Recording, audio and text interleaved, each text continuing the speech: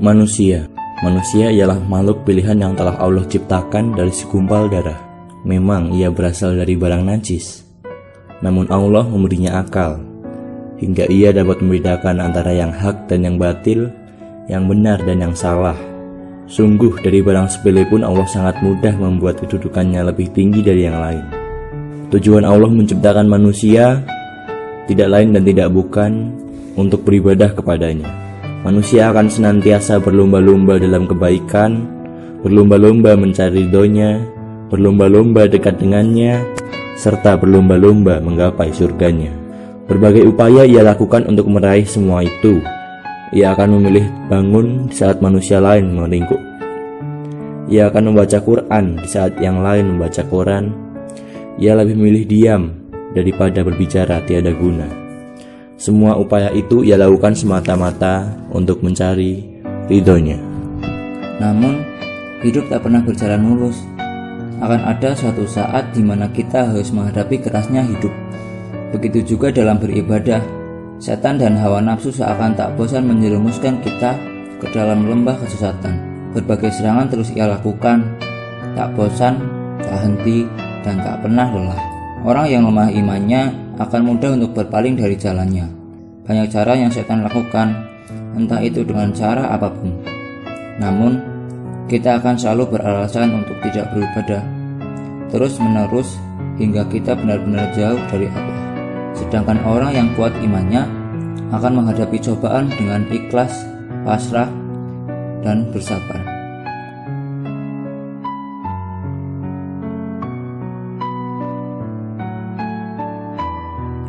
Kesabaran manusia terdiri atas 3 bagian: sabar dalam ibadah, sabar dalam musibah, dan sabar menghindari maksiat. Sabar dalam ibadah seringkali datang ketika keimanan kita sedang kuat-kuatnya. Di saat seperti ini, setan akan mengeluarkan semua jurusnya untuk meruntuhkan keimanan manusia. Seringkali, di saat kita ingin selalu dekat dengan Allah, godaan akan muncul bertubi-tubi.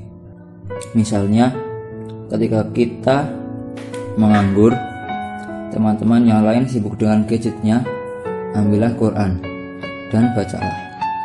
Biarkan teman-teman yang lain sibuk dengan urusan dunianya.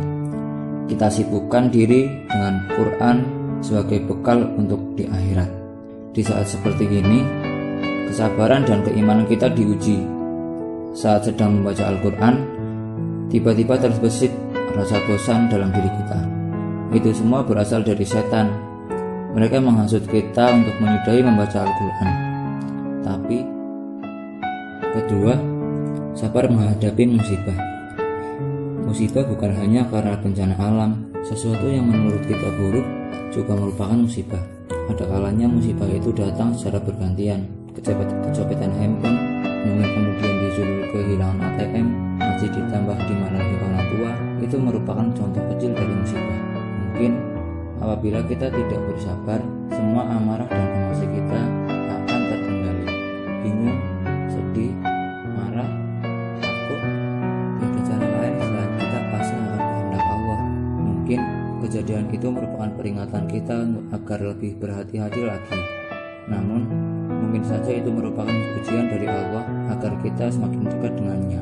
Hanya ada satu cara terbaik yang dapat kita pilih, yaitu bersabar. Bersabar saat menghadapi musibah tidaklah mudah, namun apalagi yang bisa kita lakukan. Yang ketiga, sabar menghadapi maksiat. Bagi kaum muda zaman sekarang, pacaran itu hal yang biasa. Banyak dari mereka yang menggumbar kemesraan di depan umum. Mereka akan mengatakan, pacaran kita syar'i kok, pacaran kita nggak aneh-aneh kak, dan masih banyak kata pembelaan yang lainnya. Tapi yang namanya pacaran tetaplah maksiat.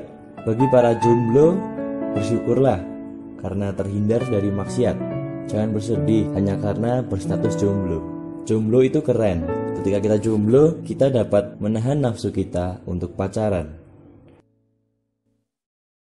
Bismillahirrahmanirrahim.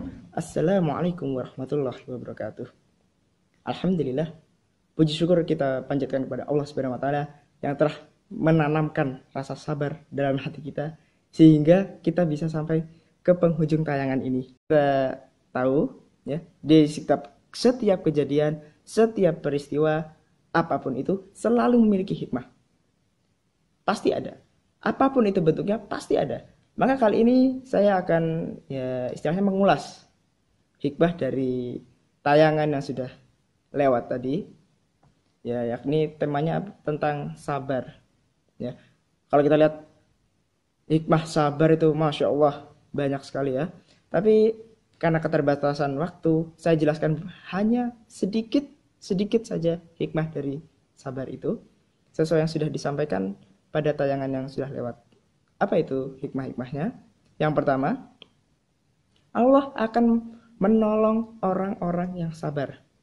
Seperti yang tadi sudah dijelaskan, dengan kita bersabar, misalnya saat kita beribadah, kita bersabar, itu akan menjadi bekal kita di akhirat. Itu akan menjadi timbangan amal pemberat amal kebaikan kita. Itu akan menolong kita di akhirat kelak. Allah tolong kita lewat sabar itu tadi. Wasta'inu bis-sabri was-salah wa innaha lakabiratun illa 'alal khashi'in. Ya, dan jadikanlah sabar dan sholat sebagai penolong bagimu. Sesungguhnya hal itu, sabar itu lakabiratun sungguh besar illa 'alal khashi'in, kecuali atas orang-orang yang khusyuk. Maka sungguhnya sabar ini berat kecuali orang yang khusyuk. Ya. Maka kita jadikanlah sabar itu sebagai penolong kita. Allah sudah kasih tahu. Penolong terbaik kita adalah sabar. Allah sudah bilang sendiri, wasta'inu bis-sabri was-salah. Dengan sabar dan juga salat. Kemudian yang kedua, dengan sabar kita akan selalu berbaik sangka pada Allah Subhanahu wa taala. Ya. Bila misalnya Allah memberi kita cobaan, memberi kita ujian keimanan, ujian hidup, ya. Kemudian kita hadapi dengan sabar.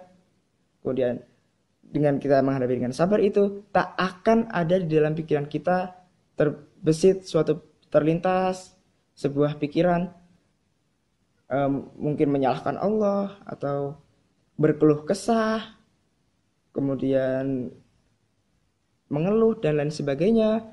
Karena apabila kita menghadapinya dengan sabar, kita akan senantiasa berbaik sangka pada Allah. Kita akan selalu percaya pada Allah bahwa Allah sudah menyiapkan yang terbaik bagi kita. Ya, Allah sudah menyiapkan skenario yang terbaik. Allah sudah memberikan jalan hidup terbaik bagi kita. Allah telah sebaik-baik sutradara dari sebuah film. Ya. Karena apa? Wallahu ya'lamu wa antum la ta'lamun. Allah itu tahu, sementara kita sebagai manusia tidak mengetahui. Bisa jadi kita suka sesuatu, padahal itu buruk di mata Allah. Dan bisa jadi kita benci sesuatu, tidak menyukai sesuatu, tapi menurut Allah itu baik. Ya, jadi kita sabar saja gitu menghadapi apa yang sudah Allah skenariokan. Ya, baik, oke. Sekian dulu mungkin. Ya, sampai ketemu di kesempatan selanjutnya mungkin bila ada. Ya, wabillahi taufiq walhidayah. Wassalamualaikum warahmatullahi wabarakatuh.